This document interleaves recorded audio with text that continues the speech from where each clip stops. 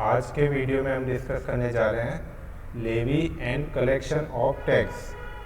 Levy and collection of tax ये हमारा तीसरा टॉपिक है जीएसटी के अंदर। इससे पहले हम दो टॉपिक को कवर कर चुके हैं, जिसके पहले टॉपिक में हमने जीएसटी का ओवरव्यू लिया था और लास्ट जो हमने टॉपिक किया था उसमें हमने meaning and scope of supply. तो सप्लाई का स्कोप और मीनिंग हमने समझा था लास्ट वीडियो के अंदर। जो सप्लाई जो है उसको हमने लास्ट वीडियो में डिस्कस किया था कि एक टैक्सेबल इवेंट है, मतलब जब सप्लाई होना डन मान लेते हैं जीएसटी के अंदर तो टैक्सेबल इवेंट अकर हो जाता है। और इस वीडियो के अंदर हम समझेंगे कि ना डिस्कस करेंगे कि लेवी कब करना है। तो लेवी जब टैक्सेबल इवेंट अकर हो जाता है तो हम उस पर टैक्स भी लेवी कर सकते हैं, और कैसे कलेक्शन ऑफ टैक्स है इसको समझेंगे। तो नेक्स्ट स्लाइड पे चलते हैं। पहले हम इसको रीड कर लेते हैं, उसके बाद इसको डिस्कस करेंगे। Levy of central goods and service tax. Levy कब करना है tax? The taxable event in relation to goods and services is the supply of goods और सर्विसेज और बोथ। तो टैक्सेबल इवेंट क्या है? टैक्सेबल इवेंट है अगर हमने गुड्स की सप्लाई की है या सर्विस की सप्लाई की है या दोनों में से एक की सप्लाई की है या दोनों की साथ में सप्लाई की है, तो जैसे ही सप्लाई डन हो जाती है तो हमारा टैक्सेबल इवेंट अकर हो जाता है और हम उस पर टैक्स लेवी करने के लिए एलिजिबल हो जाते हैं। So if under the provision of this act there is a supply of goods or services or both, or it is deemed that goods or services or both have been supplied, then it shall be considered as occurrence of taxable event and such supply shall be liable to levy of tax। अगर या तो goods और services का supply हमने किया है या deemed, काफ़ी सिचुएशन हमने सप्लाई वाले जब लास्ट टॉपिक को डिस्कस किया था तो कभी कभी क्या हमने इसमें ये भी डिस्कस किया था, कभी कभी डीम्ड हो जाता है कि भाई गुड्स एंड सर्विसेज की सप्लाई हो चुकी है, भले एक्चुअल हुई हो या नहीं हुई हो। तो उसमें है ना काफ़ी सारी ऐसी सिचुएशन हमने डिस्कस कर चुके हैं लास्ट वाले टॉपिक में। तो उस टाइम भी क्या होगा, जब अगर सप्लाई को डन मान लिया तो क्या होगा, उस पर लाइबल हो जाएंगे टैक्स लगाने के लिए, लेवी टैक्स लेवी करने के लिए लाइबल हो जाएंगे। नेक्स्ट पैराग्राफ है tax here means central goods and service tax. The tax shall be levied on all inter-state supply or inter-union territory supply of goods or services or both। intra-state या intra-union territory, union territory India में साथ है, लगभग दिल्ली है, जैसे वो भी केंद्र शासित प्रदेश कहते हैं इसको हिंदी में, इंग्लिश में यूनियन टेरिटरी कहते हैं। चंडीगढ़ है, दादर नागर हवेली है, ऐसे इंडिया में 7-8 जो भी है वो यूनियन टेरिटरी है, वहाँ पे क्या लगेगा, और जहाँ स्टेट है वहाँ सीजीएसटी लगेगा। अगर इंट्रा स्टेट है, एक स्टेट के अंदर है या एक केंद्र शासित प्रदेश के अंदर है, यूनियन टेरिटरी के अंदर है, तो सीजीएसटी लगेगा। However on such supply state goods and service tax SGST and union territory goods and services tax UTGST is also impose along with GST. तो ये तो हमने पहले एग्जाम्पल किया था, उसमें देखा ही था कि जितना एसजीएसटी लगता है उतना को उतना सीजीएसटी लगता है। मतलब जैसे 12% टैक्स की रेट है तो उसमें 6% सीजीएसटी होगा, 6% एसजीएसटी होगा। अगर यही अगर यूनियन टेरिटरी में हुई है तो 6% सीजीएसटी होगा और 6% यूटीजीएसटी होगा। इसका मतलब क्या है कि ना, जो पहले जीएसटी से पहले जो स्ट्रक्चर था टैक्स का, उसके अंदर क्या होता था, स्टेट वेट लगाता था और सेंट्रल जो था वो अगर सर्विसेज है तो उस पर सर्विस टैक्स लगाता था, और मैन्युफैक्चरिंग का अगर कोई था मामला तो उस पर एक्साइज ड्यूटी लगाता था। इसलिए अभी क्या जीएसटी इन सब का इनडायरेक्ट टैक्स का एक कंबाइंड है, कंपोजिट है टैक्स है। तो इसके अंदर क्या होता है कि आधा हिस्सा स्टेट के लिए रख देते हैं जो वेट के रूप में हो जाता है, और आधा हिस्सा सर्विस टैक्स या मैन्युफैक्चरिंग की जगह रख लेते हैं, वो सीजीएसटी के रूप में हो जाता है। तो जहाँ और स्टेट होती है तो वहाँ पे एसजीएसटी लगा देते हैं, और यूनियन टेरिटरी होती है तो वहाँ पे यूटीजीएसटी लगा देते हैं। तो आधा हिस्सा राज्य के हिस्से में चला जाता है और आधा हिस्सा सेंट्रल के हिस्से में चला जाता है, केंद्र सरकार सेंट्रल गवर्नमेंट के हिस्से में चला जाता है। उसको सेंट्रल जीएसटी कहते हैं और इसको स्टेट जीएसटी कहते हैं। If the supply is inter state then only integrate goods and service tax shall be impose and SGST and UGST shall not be impose. अब क्या होता है किस केस में, अगर स्टेट के बाहर गुड्स जाता है तो उसको क्या कहते हैं, इंटर स्टेट सप्लाई कर देंगे। उस केस में SGST UGST नहीं लगता है। उस केस में क्या कहते हैं, section 9 is the charging section and hence the incidence and collection of CGST is done as per the provision of section 9 of the act. तो चार्जिंग सेक्शन 9 है, उसके अंदर हम डिस्कस करेंगे कब कब चार्ज करना है, किस किस पे चार्ज करना है, किस पे नहीं चार्ज करना है, एक्सेप्शन वगैरह सब डिस्कस करेंगे। तो इंटर स्टेट की जब हम बात कर रहे थे तो इंटर स्टेट के अंदर IGST लगेगा, और IGST होता है जो integrated goods and service tax. तो उस केस में क्या होगा, स्टेट को वाला SGST और UTGST नहीं लगेगा जब स्टेट से बाहर गुड्स जा रहा है। जैसे राजस्थान से बाहर महाराष्ट्र में अगर गुड्स जा रहा है तो उस पर SGST और UTGST दोनों ही नहीं लगेगा हिसाब से। तो उस पर अगर राजस्थान से स्टेट वाला है तो राजस्थान एक स्टेट है तो उस पर SGST लगनी चाहिए थी। अब इसका कैसे होगा, अब इसमें क्या होता है, GST डेस्टिनेशन बेस्ड टैक्स है। ये हमने पहले वाले वीडियो में या टॉपिक जब हमने डिस्कस किया था उसमें डिस्कस कर लिया था। तो इस केस में क्या होगा, डेस्टिनेशन बेस्ड गुड्स है। तो अगर गुड्स राजस्थान से महाराष्ट्र जाएगा गुड्स, तो उस पर ITGST लगेगी, और इस पर जो रेवेन्यू का जो हिस्सा है IGST का वो क्या होगा, वो रेवेन्यू का डेस्टिनेशन बेस्ड है तो इसको महाराष्ट्र को इसका हिस्सा मिलेगा आधा। तो इसमें क्या होता है, central goods and service tax के एक्ट के अकॉर्डिंग क्या होगा, सेंट्रल गवर्नमेंट इस IGST को पूरा कलेक्ट कर लेगी एक बार, और उसके अंदर क्या करेगी, आधा हिस्सा महाराष्ट्र को दे देगी और आधा खुद रख लेगी। इस केस में क्या होगा, राजस्थान में अगर गुड्स को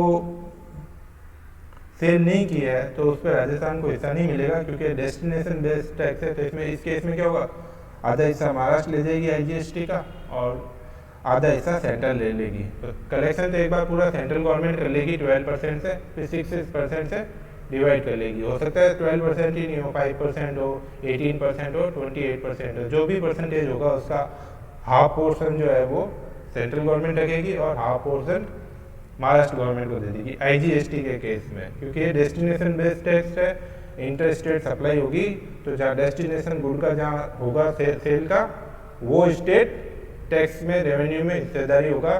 तो आधा स्टेट ले लेगी और आधा उसमें से सेंट्रल गवर्नमेंट ले लेगी और कलेक्शन सेंट्रल गवर्नमेंट करेगी। ठीक है, तो ये तीनों हो गया, 4 तरह का हो गया। CGST सेंट्रल का हो गया, SGST स्टेट का हो गया, UTGST यूनियन टेरिटरी का होगा और इंटर स्टेट का होगा तो IGST होगा। तो अब हम हमारी जो चार्जिंग सेक्शन है 9 उसको डिस्कस कर रहे हैं। उसके अंदर फर्स्ट पॉइंट है levy and collection of central goods and service tax section 9 sub section 1। There shall be levied a tax called the central goods and service tax on all inter state supplies of goods or services or both on the value determined under section 15 and at such rate not exceed 20% as may notified by government on the recommendation of GST council and collection in such manner as may be prescribed and shall be paid by taxable person. Similarly, every state shall be also collect SGST on the same good at the same rate. Thus maximum rate SGST may also be 20%, both rates take together may be maximum at 40%। अब इस paragraph में क्या कह रहा है, हम इसमें charging section पढ़ रहे हैं और उसकी सब सेक्शन 1 पढ़ रहे हैं फर्स्ट। ये जो सेक्शन है ये कह रही है वैल्यू डिटरमाइन करेंगे अंडर सेक्शन 15। तो जो सेक्शन 15 है उसका तो हम अलग से एक टॉपिक है हमारा जिसमें हम वैल्यू कैसे डिटरमाइन करेंगे। चार्जिंग सेक्शन तो हमने अभी चार्जिंग सेक्शन पढ़ रहे हैं 9, और जो वैल्यू डिटरमाइन करने की अंडर सेक्शन 15 है वो हम एक अलग टॉपिक में डिस्कस करेंगे। तो ये जो उसके अकॉर्डिंग 15 के अकॉर्डिंग सेक्शन 15 के अकॉर्डिंग जो वैल्यू आएगी उस पर CGST लगाएंगे ऑल इंट्रा स्टेट सप्लाई पे, और ये ज़्यादा ज़्यादा कितनी हो सकती है 20%। अब 20% CGST होते हैं और उतनी की उतनी SGST भी हम लगा सकते हैं। तो उस केस में क्या होगा, 20% CGST होगा और 20% SGST होगा। तो स्टेट का होगा 20% हिस्सा, 20% स्टेट लगा सकती है, 20% सेंटर लगा सकती है। तो दोनों मिला के मैक्सिमम 40% हो सकता है वैल्यू जो अंडर सेक्शन 15 से आएगी उस पर मैक्सिमम 40% हो सकता है ज़्यादा से ज़्यादा। लेकिन अभी हाल फिलहाल में कोई 40% की रेट नहीं है, अभी मैक्सिमम 28% है। लेकिन एक्ट के अंदर ऐसा है कि ये मैक्सिमम 40% जा सकती है। अभी पेट्रोलियम प्रोडक्ट और लीकर वगैरह जो इसके अंडर में नहीं है तो वो आएगी तो हो सकता है 40% की रेट पे आ जाए, क्योंकि अभी उस पर 40% से ज़्यादा टैक्स लग रहा है। पेट्रोल वगैरह पे हम 50% से भी ज़्यादा टैक्स दे रहे हैं, और ये जो आपके लीकर है, वाइन है, इस पर भी हम 50% से ज़्यादा टैक्स दे रहे हैं। तो उस केस में अगर जीएसटी के अंडर में आएगा तो उन पर मैक्सिमम 40% होगा, ऐसा एक्ट में लिखा हुआ है। अब उसमें जितने भी हाईएस्ट रेट होगी सेंट्रल गवर्नमेंट चार्ज कर सकती है। तो इसमें कह रहे हैं 20% चार्ज कर सकती है सेंट्रल गवर्नमेंट, उतना का उतना स्टेट भी चार्ज कर सकती है। तो जीएसटी के अंदर यही है, जितना सेंट्रल गवर्नमेंट टैक्स लेगी उतना का उतना स्टेट गवर्नमेंट भी उसमें बराबर हिस्सेदार होगी। अगर सेंट्रल गवर्नमेंट मैक्सिमम 20 लगा सकती है तो स्टेट गवर्नमेंट भी मैक्सिमम 20 लगा सकती है। तो जो वैल्यू आएगी 100 रुपीज़ की अगर वैल्यू है तो उसमें मैक्सिमम 40% तक टैक्स लग सकता है, 40% तक जीएसटी लग सकती है। और जैसे ये स्टेट का मामला है, अगर यूनियन टेरिटरी का होगा तो 20% यूनियन टेरिटरी का हिस्सा हो जाएगा और 20% सेंट्रल का हिस्सा हो जाएगा। उस केस में भी 40% मैक्सिमम लगेगा। इंटर स्टेट होगा तो भी 40% लगेगा, 20% सेंट्रल गवर्नमेंट रखेगी टैक्स के 40% हिस्से में से, और 20 उसका जो आधा हिस्सा है 20% टैक्स का वो स्टेट को दे देगी जहाँ डेस्टिनेशन होगा गुड का, क्योंकि ये डेस्टिनेशन बेस्ड टैक्स है जीएसटी। अब इसकी सेकंड है, the provision of section 9 subsection 1 shall be subject to the provision of section 9 subsection 2 supply of petroleum product not covered. अब इसका जो ये इसमें कह रहे हैं कि 20% लगा सकती है कोई भी गुड्स और सर्विसेज हुई। तो इसके अंदर क्या हुआ, पेट्रोलियम प्रोडक्ट गुड्स में तो आता है ये पेट्रोलियम प्रोडक्ट, लेकिन गुड्स की डेफिनेशन में आता है। जब हमने last topic meaning and scope of supply पढ़ा था तो उसके अंदर हमने डिस्कस किया था कि है ना गुड्स के अंदर क्या आता है। तो उसके अंदर पेट्रोलियम प्रोडक्ट इंक्लूड थे, लेकिन इसकी जो चार्जिंग सेक्शन है 9 सबसेक्शन 2 वो क्या बता रही है कि पेट्रोलियम प्रोडक्ट इसमें कवर नहीं होते, तो उस पर जीएसटी नहीं लगेगा। उसका जो मूवमेंट होगा उस पर जीएसटी लेंगे, जीएसटी नहीं सॉरी स्टेट गवर्नमेंट वेट लगाती है और सेंट्रल गवर्नमेंट एक्साइज ड्यूटी लगा दी है, जिससे क्या होता है उनका ज़्यादा कलेक्शन हो रहा है रेवेन्यू का, क्योंकि अभी पेट्रोलियम प्रोडक्ट पे 50% है। और जीएसटी में हमने अभी सब सेक्शन 1 में डिस्कस किया ही था, सेक्शन 9 की 40% मैक्सिमम हो सकता है, इसलिए अभी इसको पेट्रोलियम प्रोडक्ट को बाहर रखा गया है जीएसटी के अंदर से। क्योंकि जो पुराना वर्जन है टैक्स का, इनडायरेक्ट टैक्स का, VAT, service tax, excise duty वगैरह वाला, उसमें गवर्नमेंट्स को ज़्यादा फायदा हो रहा है, इसलिए अभी ये जीएसटी के दायरे में नहीं आए पेट्रोलियम प्रोडक्ट। अब हम सेकंड पॉइंट लेते हैं, the provision of section 9 subsection 1 shall not be applicable on alcoholic liquor for human consumption। अब जो लीकर वगैरह है जो केमिकल्स बनाने में काम आ रहा है या कोई मेडिसिन बनाने में काम आ रहा है, तो देखो ना अभी सैनिटाइजर बनाने के भी कहा रहा है, तो उसमें उस केस में क्या होगा, उस पर तो जीएसटी एप्लीकेबल है, लेकिन लीकर वगैरह जो हम लोग जो है वाइन का कंज्यूम करते हैं उस पर भी अभी जीएसटी नहीं है। वो भी गुड्स की डेफिनेशन में वाइन आ जाती है, लेकिन इसको बाहर क्यों रखा गया, वही सेम रीजन है कि इस पर अभी जो टैक्सेस की रेट है वो पुराने वर्जन से इसलिए ले रहे हैं क्योंकि इस पर टैक्स 50% से भी ज़्यादा है। लीकर पे खूब 35-40% कई स्टेट टैक्स लगाती है वेट के रूप में, और सेंट्रल गवर्नमेंट भी एक्साइज ड्यूटी वगैरह काफ़ी बड़ी रेट से लेती है। तो इस केस में क्या है, 100 रुपीज़ पर अगर 60-70 रुपये गवर्नमेंट को रेवेन्यू हो रही है, तो वो जीएसटी के अंदर वाइन को कैसे ला सकते हैं, उसके अंदर तो गवर्नमेंट को लॉस हो जाएगा रेवेन्यू का। इसलिए इसको भी जीएसटी की जो सेक्शन है चार्जिंग सेक्शन सब सेक्शन 1 के दायरे से बाहर रखा गया है पेट्रोलियम प्रोडक्ट और लीकर को।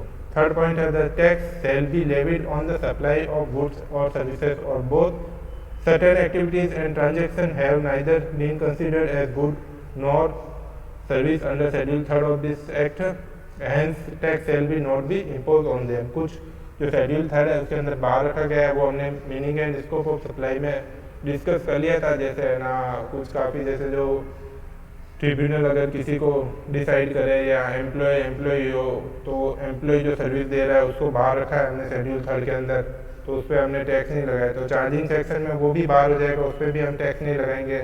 उसके अलावा हमने काफ़ी पढ़ा था कि जो दाह संस्कार होते हैं और जो फ्यूनरल वगैरह के प्रोग्राम होते हैं उनके ऊपर जो सर्विस देते हैं या उनके अंदर जो गुड्स आता है, और या फिर कोई ट्रिब्यूनल किसी को डायरेक्टर अपॉइंट कर देती है, काफ़ी सारी सर्विसेज हमने पढ़ी थी जो सप्लाई के अंदर भी कवर नहीं होती, तो उस पर चार्जिंग सेक्शन में हम टैक्स भी नहीं लगाएंगे। जो गुड्स और सर्विसेज में होगी नहीं, गुड्स और सर्विसेज तो है वो, लेकिन उसको शेड्यूल 3 में बाहर रखा है इस एक्ट में, तो हम उस पर टैक्स भी लेवी नहीं करेंगे।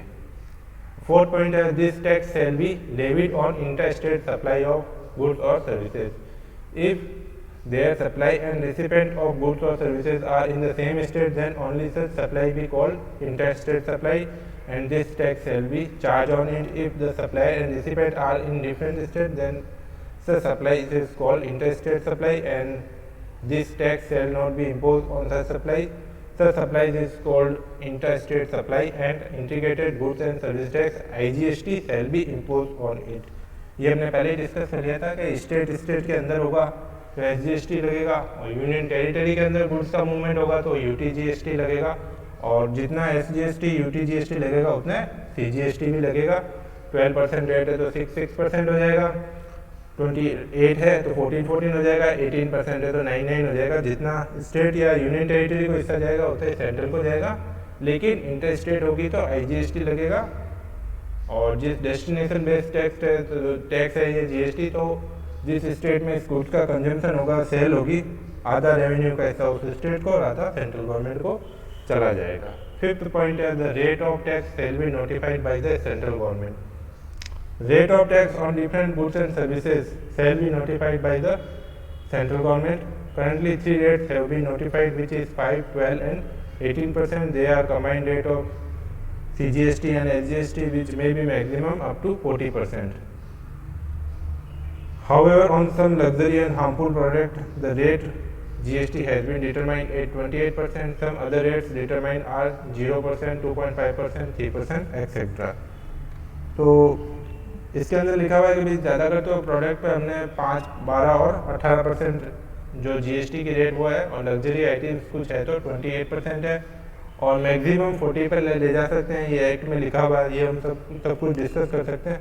उसके अलावा भी कुछ सारे प्रोडक्ट है, जैसे हमारे घर पे दूध आता है, हम सब्जियां लेके आते हैं, या हम एग्स लेते हैं, चिकन लेते हैं, फिश लेते हैं, तो इस पर क्या होता है 0% रेट से टैक्स है। इसको गुड्स तो माना है GST के अंदर, हो सकता है फ्यूचर में इस पर भी GST इम्पोज करे, लेकिन अभी ये 0% है। और 2.5% भी काफ़ी चीज़ों पे है, मेडिसिन वगैरह पे, जो क्या होता है कि ना बहुत ही ना नेसेसरी की जो होती है तो उस पर टैक्स की रेट बहुत कम रखी है। और आर्टिफिशियल गोल्ड स्टोन वगैरह पे 3% GST की रेट रखी है। तो पहले वेट के अंदर उसका और कम थी, गोल्ड के अंदर पहले भी रेट कम थी, तो अभी भी रेट कम ही रखी है। तो उसी को अडॉप्ट किया, तो उसके अकॉर्डिंग कुछ 5% से भी नीचे कुछ रेट्स है, वो एक्सेप्शन केस है। ज़्यादातर जो गुड्स कवर है वो 5%, 12%, 18% में, कुछ लग्जरीज आइटम है वो 28% में भी है। नेक्स्ट 6 पॉइंट है value of goods and services shall be determined as per provision section of 15। ये जो सेक्शन है 15 वो हम बाद में डिस्कस करेंगे, चैप्टर होगा उसके अंदर ये लिखा हुआ है कि भैया ना कौन से वैल्यू कैसे डिटरमाइन करनी है, तो वो तो हम पूरा एक टॉपिक ही लेंगे, उसके अंदर हम इसको सेक्शन 15 को डिस्कस करेंगे। Collection of tax shall be as per method prescribed by the government. तो गवर्नमेंट ने तो सीधा मेथड प्रेस्क्राइब किया हुआ है कि इनवॉइस में चार्ज कर दो, उसके हिसाब से जो परसेंटेज लगेगा उस हिसाब से उस टाइम पे करना है टैक्स, और उसको जो GST1 GST2 में भरे, जो GST1 में वो अपनी सेल बताएगा, वो अपनी परचेज बताएगा, उसके हिसाब से गवर्नमेंट ने सीधा सिंपल दिया हुआ है। लेकिन कोई कोई केस में क्या होता है कि कलेक्शन होता है, जैसे कुछ केस में होता है उसमें फटाफट कलेक्शन करना होता है, पहले जमा कराना होता है, जैसे फॉरेन के मामले हो, फॉरेन से सर्विसेज ले रहे हो, या पर पर्सन है ना फॉरेन को कंट्री को लीव करने वाला, तो एक्सेप्शन भी कुछ केस है। जो मेन मेथड है वो तो ऐसे ही है कि इनवॉइस में इशू ऑफ इनवॉइस है उसमें ऐड कर देना है, वैल्यू डिटरमाइन करें अंडर सेक्शन 15 में, और उस पर टैक्स इनवॉइस बनाते टाइम ही जो एप्लीकेबल रेट है उससे चार्ज कर ले। तो अब मेन मेथड तो यही है। 7th पॉइंट है 8th पॉइंट है sorry, tax shall be paid by a taxable person only. तो टैक्सेबल पर्सन ही टैक्स लगा सकता है, ये तो हमने पहले डिस्कस किया था। दूसरे पे तो टैक्स हम लगा भी नहीं सकते हैं। अगर किसी का टर्नओवर कम है, उसको GST में रजिस्ट्रेशन ही नहीं है, तो उस केस में क्या होगा, उस पर टैक्स नहीं लगाया जाएगा। और अगर रजिस्टर्ड पर्सन अनरजिस्टर्ड पर्सन से खरीदता है तो रिवर्स चार्ज मैकेनिज्म का जो होगा वो फॉर्मूला अप्लाई हो जाएगा। उस केस में जो रजिस्टर्ड पर्सन है, भले वो रिसिपेंट है, तो उसी को टैक्स उस पर लगाना होगा, और सेंट्रल गवर्नमेंट को या स्टेट गवर्नमेंट को जो भी हिस्सा है वो अपना चुकाना होगा। तो अनरजिस्टर्ड पर्सन पे लाइबल नहीं होगा, भले ही वो सप्लाई पे होता है कि सप्लाई कर दी उसने, वो जिसको सप्लाई की उसे जीएसटी का कलेक्शन करे और जमा कराए। लेकिन अगर सप्लायर अनरजिस्टर्ड है और जो रिसिपेंट जो गुड है वो रजिस्टर्ड है, तो वो रिवर्स चार्ज मैकेनिज्म का फॉर्मूला है जो वो अप्लाई होगा, उसके अंदर रिसिपेंट को जीएसटी पेड करना होगा। ये तो हम सब सेक्शन पढ़ रहे थे। अब सेकंड पॉइंट है central goods and services tax shall be levied on petroleum product from such date as may notified by the central government, section 9 subsection 2। अब उनको बाहर रखा है अभी, लेकिन कभी भी फ्यूचर में नोटिफाइड करके गवर्नमेंट उनको पेट्रोलियम प्रोडक्ट को जीएसटी के दायरे में ला सकती है। ये सब सेक्शन, ये जो पॉइंट सेकंड है वो, और सेक्शन 9 की सब सेक्शन 2 ये कह रही है कि कभी भी नोटिफिकेशन के द्वारा गवर्नमेंट पेट्रोलियम प्रोडक्ट को ले सकती है। थर्ड पॉइंट है payment of tax bye recipient on the basis of reverse charge mechanism on notified goods and services, section 9 subsection 3। तो कुछ जो होते हैं ना अनरजिस्टर्ड पर्सन होते हैं, ये हमने डिस्कस कर ही लिया। अगर उनसे अगर रजिस्टर्ड पर्सन खरीद रहा है तो रिवर्स चार्ज मैकेनिज्म लागू होगा।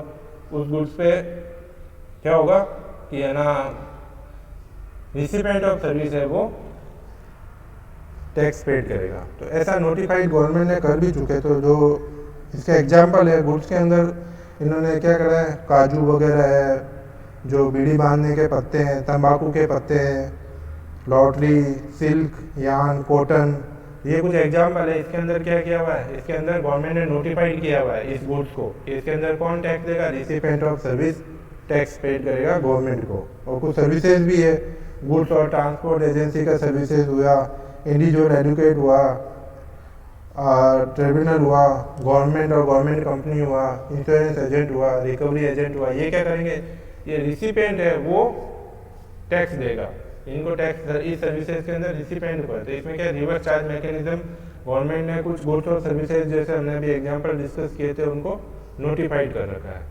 उसके अलावा फोर्थ पॉइंट क्या है, payment of tax by the recipient on the basis of reverse charge mechanism in case of supply by an unregistered supplier to the registered supply under section 9 subsection 4।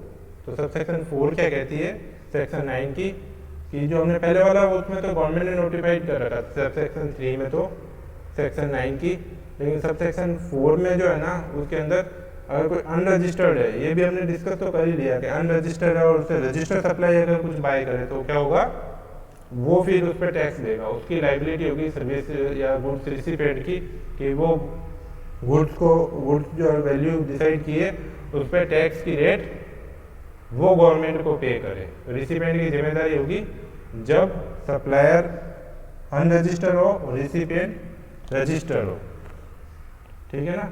तो ये और ये 3 और 4 में थोड़ा डिफरेंट है। फिफ्थ है liability of electronic commerce operator in relation to payment of tax और नोटिफाइड सर्विसेज, सेक्शन 9 सबसेक्शन 5। तो e commerce operator, e commerce जो कंपनी है ना, जैसे जो गुड्स को सप्लाई करती है, तो उसके अंदर सप्लाई तो कोई और होता है, वो तो क्या होती है इंटरमीडिएटरी होती है, वहाँ से सप्लाई से गुड्स लेके कंज्यूमर को पे कर देती है। अब इस केस में इसमें लिखा हुआ है कि ई कॉमर्स कंपनी को टैक्स चुकाना है, भले ही वो बाद में इनपुट टैक्स क्रेडिट ले लेगी, लेकिन सप्लाई की जगह उनकी भी लाइबिलिटी फिक्स कर सकती है। तो ई कॉमर्स कंपनियों को क्या होगा उस केस में, इसके कब होगा जब है ना इस केस में ना उनको रजिस्ट्रेशन लेना जरूरी होगा। और रिवर्स चार्ज मैकेनिज्म अगर अनरजिस्टर्ड सप्लायर है और ई कॉमर्स कंपनी सप्लाई कर रही है तो उसको टैक्स पे करना होगा। कंपोजिशन स्कीम के अंदर है, तो कंपोजिशन स्कीम के अंदर से खरीदती है तो उसके अंदर क्या होगा, कंपोजिशन वाली रेट अप्लाई नहीं होगी। ई कॉमर्स कंपनी क्या करेगी, रिवर्स चार्ज मैकेनिज्म के जो प्रॉपर है ना रेट है कंपोजिशन के अंदर जो रेट कम हो जाती है तो वो वाली रेट एप्लीकेबल नहीं होगी। क्या होगा, रेट एप्लीकेबल ई कॉमर्स कंपनियों के लिए जो नॉर्मल गुड्स पे रेट है, सर्विस पे रेट है, वो एप्लीकेबल होगी, फिर वो उसका वापस क्रेडिट ले सकता है।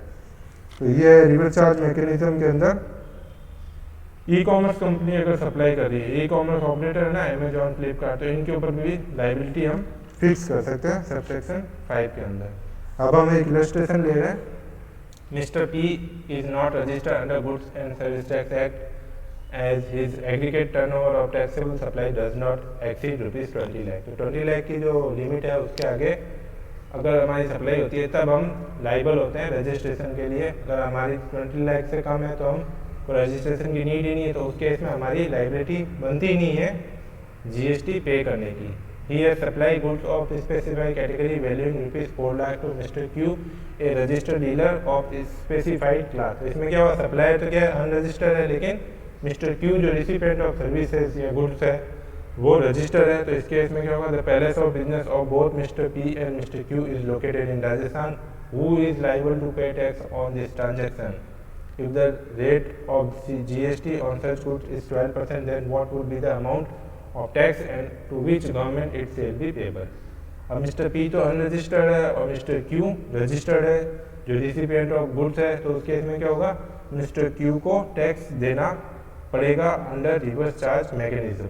सॉल्यूशन देखते हैं इसका। Mister P is an unregistered dealer, hence he cannot be held liable to pay CGST on such transaction. Under the provision of section 9 subsection 4 of CGST, Mr. Q shall be liable to pay tax on this transaction on the basis of reverse charge mechanism. The amount of tax is calculated as under. तो क्या हो गया, mister P तो unregistered है तो इस पर tax कौन देगा, मिस्टर क्यू देगा। और जो जीएसटी के जो है ना जो सेल है मिस्टर पी की वो 20 लाख के अंडर में है, इसलिए वो तो रजिस्ट्रेशन के लिए लाइबल नहीं है। तो हम इसकी अब मैथमेटिकल कैलकुलेशन देख लेते हैं। टोटल पे tax payable on ₹4 lakh at 12%, कितना हुआ 48,000। अब उसमें सेंट्रल का हिस्सा कितना हो जाएगा, tax payable to central government 6%, 12% में से सेंट्रल गवर्नमेंट ले लेगी, 6% स्टेट गवर्नमेंट जो कि राजस्थान है उसको पे करेगा। और पे कौन करेगा, क्यू करेगा, क्योंकि क्यू रजिस्टर्ड है और पी अनरजिस्टर्ड है। और क्यू की क्या है, रिवर्स चार्ज मैकेनिज्म के अंदर लाइबिलिटी हो गई है कि वो टैक्स गवर्नमेंट को पे करे। तो इस वीडियो में इतने ही। नेक्स्ट वीडियो में हम मिक्स सप्लाई और कंपोजिट सप्लाई के बारे में पढ़ेंगे।